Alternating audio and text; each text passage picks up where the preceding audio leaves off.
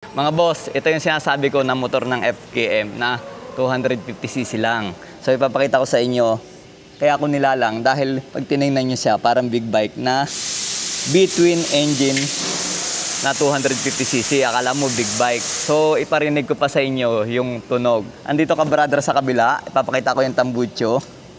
Dalawa, di ba? Yung kanyang cylinder head. Oh, ayan. Papunta doon. 2-in-1 ang tinatawag na yan. So, start natin, tamo. Ba? Parang big bike. Pogi. Lakas maka-pogi nito.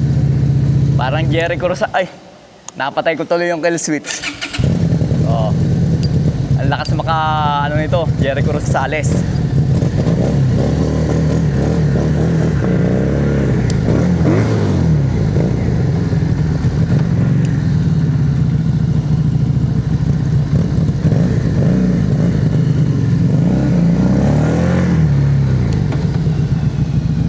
Sa preno.